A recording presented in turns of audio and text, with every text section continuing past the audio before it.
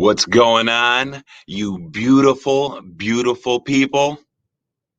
And Win Daily family, I didn't forget about you. We're out here. We're ready. We are ready to rock and roll on this UFC 252 fight card.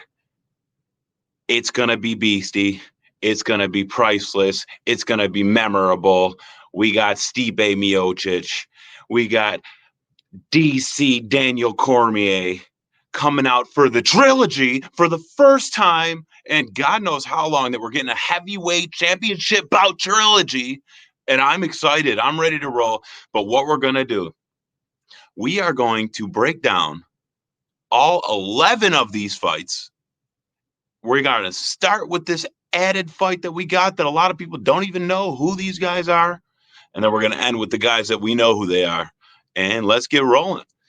We are going to start with the first match of the night. It is the added one. It is the fight that not many people know about. And we're talking Kai Kamaka versus Tony Kelly. This is going to be the fight number one of the early prelims. This is on all over the place. We'll be able to see it. We'll be able to watch it. We'll be able to yell at the TV when we lose or win or whatever we want to do, or win some money, because I love that. I love me some money. But we're going to start with Kai Kamaka. He's a minus 225 favorite, and he's coming in facing Tony Kelly, who's a plus 175 underdog. This is a fight that I do not really want to target much when I'm building my DFS lineups. Not really much at all. It scares me, honestly. It really does. You got Kamaka, who literally fought less than 2 weeks ago, coming in on short notice. I mean, yeah, he's going to be in shape. He's going to be ready. He's going to be everything. But, like, he fought 2 weeks ago. Who fights literally 2 weeks apart? Except for Chimaev, who destroys people 2 weeks apart. Right now, he's on a 5-fight win streak. He's beaten nobodies, though. But you could also say the same for Tony Kelly. The only thing with Tony Kelly that he had going for him is that he, in my opinion, he should have beat Aguilar. In that fight, I think he won that fight. But regardless, I just think that Kamaka is going to be too fast, too quick, too everything. And we are going to start off with our first pick of the day, and we're going to lean Kai Kamaka minus 225. I do not like betting that line, but I might have a couple lineups with him in it just in case for ownership purposes, because I'm guessing that they're going to be lower owned. Next fight of the night, which is the original fight that should have been the number one on the fight card, the first fight on the fight card, but it's not because we got that added nonsense fight. But this one's not much better, but I actually like this one because it produces. This one is a target one. This one will give you the fantasy points that we need to win a GPP, cash games, whatever it is. This is one that could possibly help you, because I think no matter what, you're going to need the winner out of this fight, right? If you get a winner, he comes out and he gets him in the first round, you might be well on your way to making some money. But we're going to start out with Chris Dawkis. Chris Dawkis is a minus 110. He is not the favorite. He did not open at the favorite. The money line opened up at plus 130 as an underdog. The public has moved this line. They have moved it so if you want to win $100, you got to place up. You got to bet up 110 to win $100. He's facing Parker Porter. Parker Porter's not that good. This is a very low-level, mediocre fight. Guys that don't have much experience, not a lot of talent, and this is a heavyweight bout. And I'm positive this one's gonna be ended quickly. It really is. There's not really much that you could say about this fight.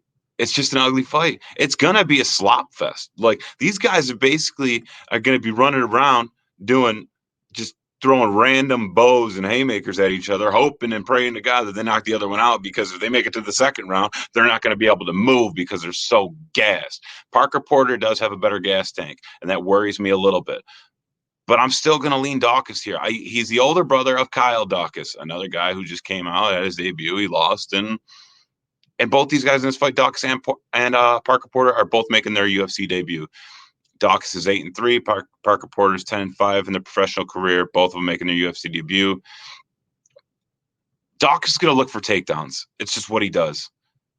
He's going to look for takedowns. He's going to look for opportunities to catch you off guard and strike you. This is going to be a very slow-paced fight. I do not think there's going to be a ton of significant strikes in this one, but I do think that there will be a knockout, and I am leaning Dawkis to knock out Parker. And let's go. Let's move on. We are going to move on to the third fight of the night. The third fight of the night is going to be Ashley Oder versus Souza. This one's a no-brainer for me just because the one person's nickname is Spider Monkey, which is awesome. How do you get a nickname like that? That's awesome. I like it. Yoder's name is Spider Monkey. What do you go out there? Come on, Spider Monkey. I can't get on board with that. Yoder's 2-4 in her UFC career. She's not that good. The line opened up at 195 and the betting public has been on her, and I do not know why. It is just a situation where you got two women fighters that are, in my opinion, in two different classes at two different points in their career. I feel like Souza's going to come out here and just literally manhandle Yoder. I don't think that she's going to win by a knockout, but I do think this is going to be another decision win, a kind of boring fight. This will be a fight that I'm fading for my DFS lineups for the most part. I might have one or two out of 20 lineups maybe with Souza in it. Other than that, I am not touching Yoder. I am not lighting my money on fire. I am not going to do that at all. It is crazy. Nuts. And we're going to move on to the next one because I'm starting to get bored just thinking about that fight. The next fight, we are going to look at TJ Brown, downtown TJ Brown versus Daniel Chavez. I really like Chavez here. I think that he's going to come out and just work TJ Brown. The line opened up at minus 188, I believe, for TJ Brown's favor. It is now bet down to minus 155, and Chavez is now down to plus 125. The betting public, the public market is on that. A lot of times when betting, you do not want to chase the public money. And this time, I think it's a good situation, a good place to chase the public money. I think this will be one that I'll have a few of just because the victory that Chavez could get here.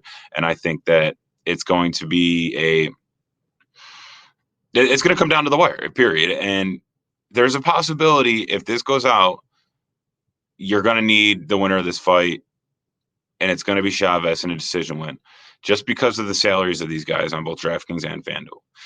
Chavez is a striker. He's a better striker. He outkicks. He outstrikes his opponent, and especially TJ Brown. If TJ Brown doesn't go to grappling and just tries to stand and strike with Chavez, he's going to lose, and he's going to lose quick. And that's just how I see that fight rolling. There's not really much more I could say about that fight. Honestly, it is what it is, that fight. And moving on to number 5. Number 5 fight. Guys, don't forget to like, subscribe, do everything you can. Get us out there, get this beautiful face out there because I love you beautiful people. And I'll be able to put out more of these videos. And the more likes we get, the more shares we get, the more comments we get, the more videos you get of me. This face doesn't matter. We're going to be out there. And you know what? WinDailySports.com has everything, projections, articles. We got our new optimizer. It's all good over there. And you know what? I'm just going to stop talking now because you guys came for fights, and I'm going to give you fights. We got Felice Herrig. We got Verna Jandiroba. At first, the first time I looked at this fight, okay, I'm like, oh, Herrig's the favorite. Got to be the favorite. Before I even looked at a line. And the line was, a coin flip. I'm like, okay, you got Herrig at plus 125. You got Jandiroba, you minus 155. It's pretty much a coin flip, a little bit of a favor. I looked today. What? Jandiroba's minus 300. The public is pushing this line. Herrig is plus 230. I don't get it. I do not get it. Did Herrig have emergency surgery? Like, did she lose a toe? What? What happened? Can somebody tell me what happened here? Because I don't see it. I'm losing my mind trying to figure it out, and I still don't see it. Jandiroba, yeah, she's a better fighter, but no, I'm going to side with the underdog here. I'm going to roll with Herrig in some of my lineups. I mean, just to get different. Apparently, the whole damn world's on Jandiroba. Apparently, you push it that much. Holy crap. My Lord. But that's it. Like, oh, God. How do you... Okay, I'm off that train there. I'm going to go with Herrig in that one and upset. I mean, she has fought the better fighters. Look at her fight log. Look at the fighters she's fought. She's just better. She fought better competition. She has better experience. She could even possibly submit Jandiroba. I don't see the stoppage coming from Jandiroba herself. She's 1-1 in the UFC. That's it. Yeah, she's a black belt in jiu-jitsu. Her debut, she lost to Esparza. But I don't think that she's going to be able to avoid the submission here, actually. And if she does, she's going to lose this fight. I really feel like she's definitely going to lose this fight. All righty. But that was fun because now I'm still confused because I just did it to myself again. Thanks for that, guys. Thanks. Oh, now I got to try to figure out what the hell's going on with that line. Minus 300. Bullshit. Excuse my language. I'm going to move on to the sixth fight of the night. This one's an interesting one. We got Jim Miller versus Vince from Hell Pichel. All right. Jim Miller is a veteran. The guy has 34 fights in the UFC. He's 21-13 in the UFC. He has literally seen everything. There's not much that he hasn't seen that Pichel possibly put him into. Like, there's nothing. He's a veteran. Yeah, the thing with him, though, is especially now, especially getting later in his career, he's just getting beaten up and knocked out. But I see a path to victory here for him. I really do. If he could take down Pichel and throw a lot of strikes in the full guard and possibly take his back, he could possibly lead to a submission here. Pichel, he's 5-2 in the UFC. I mean, the guy's got heart. The guy's worked up. He was on the Ultimate Fighter. He's never given up. He grinded and grinded and grinded until he got there. And I love to see that out of a fighter. I really do. I think at the end of the day, though, you got to go with the veteran of the game here. You got to go with the guy who's seen it all. You got to go with the guy who's been put in every different situation possibly known to man. I mean, the guy, 34 fights. My God, that's a lot of fights. That's a lot of ass kicking. Holy. And he lost 13 of them. They were pretty bad losses. A lot of them were pretty bad losses, too. But I'm going to go with Jim Miller in that one. I was originally thinking KO submission. As of today, I kind of changed my mind, and I think he's going to win by decision. I think he's just going to control him on the ground if he gets him down. And Pichel's not going to know what to do. Miller's going to put him into some awkward situations, and that he hasn't seen or done what yet. And that's just about it. Like, there's nothing more to that fight either. I mean, I really like this card. I think a lot of these fights are going to be very competitive, and I think that we could win a lot of money here if we could find the fighters that are going to get the KO victories or submission victories or just produce a ton of points. We could have a monster DFS lineup.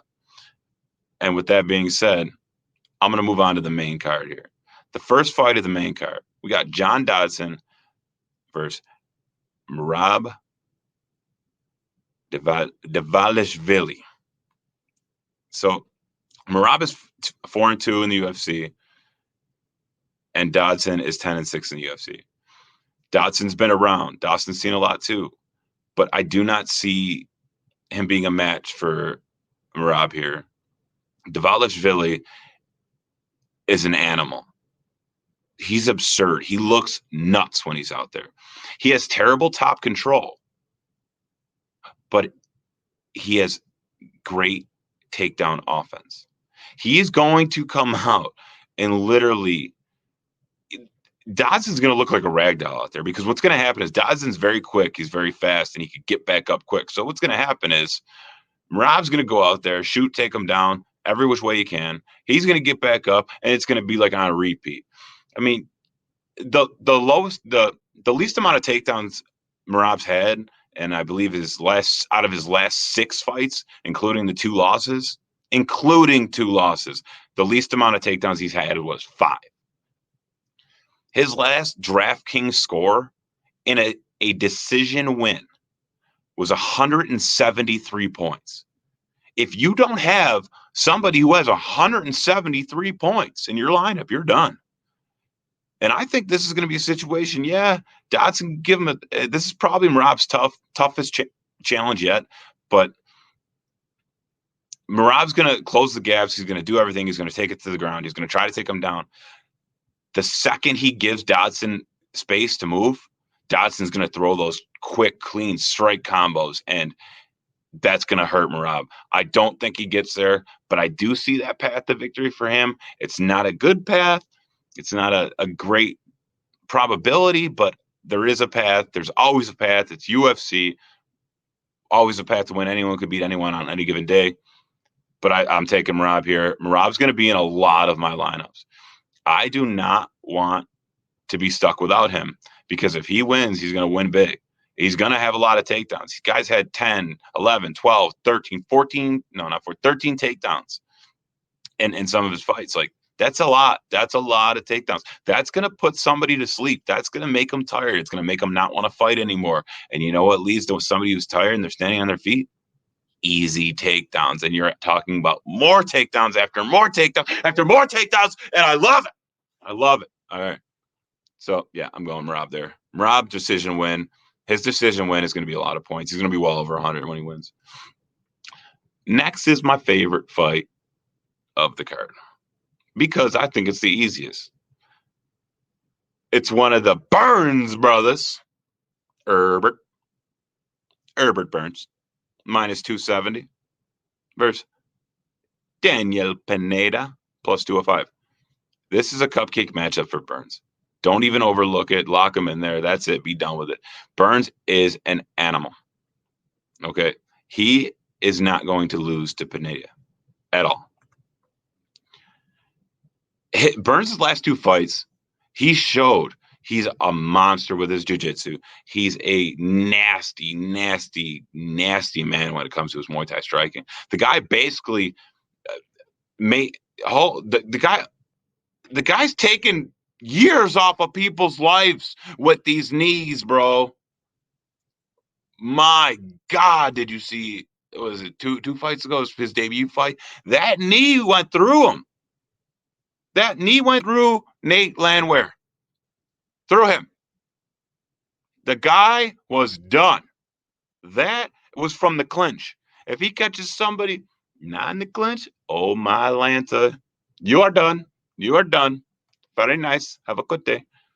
And then you got Pineda, who's 35 years old, coming back to the UFC after 6 years elsewhere.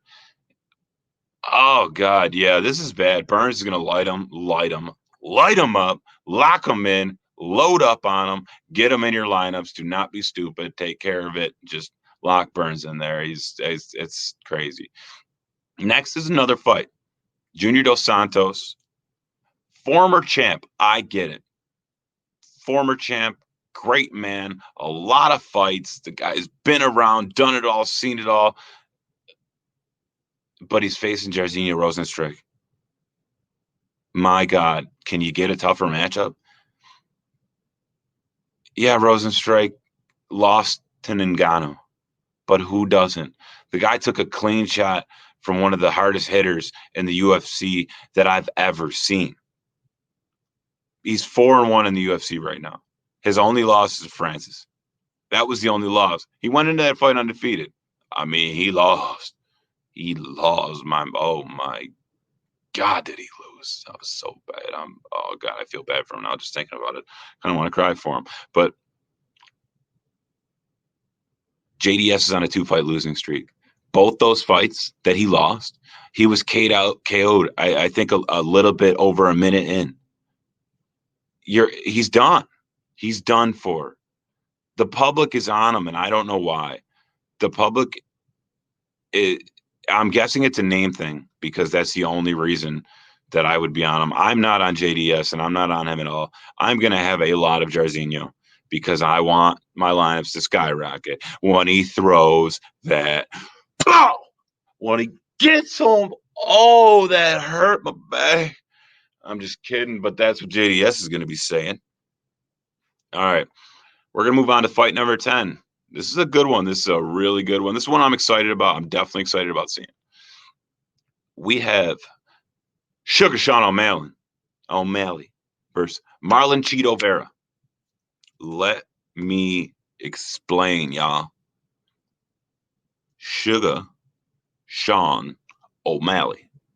Yes, he's 4-0 in the UFC. Yes, he's knocked out his opponents. Yes, he looks good out there. But who has he fought? Oh, tell me, really. What good fighter has O'Malley fought? I'll wait. No, nothing? Yeah, you're right. No one. He has fought nobody. He has come out there. Yes, he's unique. Yes, he could come up from multiple different stances. Yes, he could stand and strike with the best. Yes, he could grapple, but he's not the best grappler. That's what's going to hurt him this fight. He's so used to knocking people out, knocking them out in the first round, getting the knockout, getting the whatever. But now he's facing Marlon Vera. Marlon Vera is a dog. Good luck. If he thinks that he's going to drop Vera with one of his random punches, no, not going to happen, bro. Vera's a beast. Vera has a chin. Vera has a chin like I've never seen. That chin is made of steel. That man is like fighting the devil. He's not going to go away. He's not going to go down, but you need to find your way around him. And I don't think that O'Malley does. I don't. I think Vera's going to win a decision here. Possibly even submit O'Malley. And mark my words, you can come back and get me after this if you want, but it ain't going to happen because Vera's going to win this. Vera just fought Udon. Before that, he was on a 5-fight winning streak. Yes, he lost to Udon. In my opinion, he did not lose that fight. Obviously, he lost the fight because he has a loss on his record now because of it. But he was on a 5-fight winning streak going into that fight. It was a very controversial loss. A lot of people said that Vera won that fight, and I agree with them. And that's where I'm going on this one. I think Vera is going to come out and he's going to come out swinging. He's going to come out he's going to put O'Malley into situations he's never seen before. O'Malley is very young. He does not have the experience Vera does. Vera is also only 27 years old. I bet you didn't know that one. He looks like he's 40, but no, he's 27 years old, but he's got more experience. I'm not saying he's the better fighter because I see Sugar Sean O'Malley lighten up the UFC in a year or two, but he needs to get through people like Vera first. I don't see it happening here. I will have shares of Sean O'Malley just because of the upside potential, but I will have more shares of Marlon Vera. And that's all I got on that one. Cheeto Vera! Yeah, I did it. Main event time, boys. Main event time. You hear me? Let's go. Because this is my favorite fight. Second favorite fight. Maybe third. I don't know. I like a lot of fights on this card. But we got Stipe Miocic versus Daniel Cormier. Big DC. Stipe, 13-3 in the UFC. He's a -110 right now. He's technically the dog. He's a 2-time heavyweight champ. My man is a brawler. He is a boxer. He is a nasty boxer, and he is underrated wrestling. He is going up against Daniel Cormier for the third time. Guess what? Cormier minus 120, 11-3 in the UFC. They both have 3 losses. They've both lost to each other. I will not be upset if you go one way or the other. Cormier has underrated boxing. Stipe has underrated wrestling. Cormier is a former Olympic wrestler. One of the best wrestlers and grapplers I have ever seen in the UFC. He is disgusting. He is the former lightweight. He is the former he's the former light heavyweight, the former heavyweight champion. He's been there, done that. And after this fight, he's retiring. He wants it. I know he wants it. This is the 3rd fight. The first fight, Stipe got caught by DC. It was a very, very rare occurrence. If you were to watch that fight, you'd be like, wow, like he caught him clean. He caught him clean, but it doesn't happen to Stipe too often. And the next fight, it showed who the better overall fighter is, in my opinion. That was Stipe. Stipe lost the first couple of rounds, but came out in the 3rd, and he came out a better gas tank, a better strategy. And then the 4th, he started going to the body. Those were really hurting DC.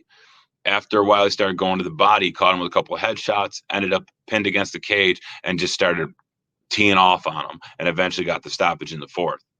I do think that this is going to be an exact repeat of their last fight.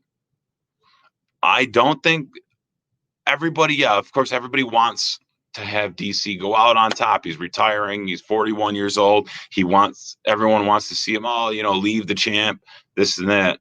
But Stipe's still going to be here. Stipe's going to get it everything he has, so that belt doesn't leave him ever again. He knows that feeling of losing the belt. He's defended that championship 3 times before this, then lost it. Now he's defending it again. I don't think Stipe loses. This could go either way. This is a great fight. This is a great fight card. I'm going with Stipe on this main event card. I think he's going to knock him out. He's going to knock out Cormier in the 4th. Man, I want to thank you guys for even just taking the time in here and just listen to my breakdown, listen to me ramble, listen to me go nuts. But I do it, though, and I do it for you guys. I do it for you, all you beautiful, crazy people out there, my Win Daily family. I do it for everyone. We could get these videos out. If you like, comment, subscribe, get us out there. You can follow me on Twitter at J Thomson DFS. There is no P in Thompson. We got this. We could help you win. Wherever I'm at, you could be at. Let's do this. Let's take it down. Let's get ready to destroy UFC 252 and get ready to make some money. And let's get ready to count our banks. Let's just do it. Let's get it done. See you there. See you on the winner's circle.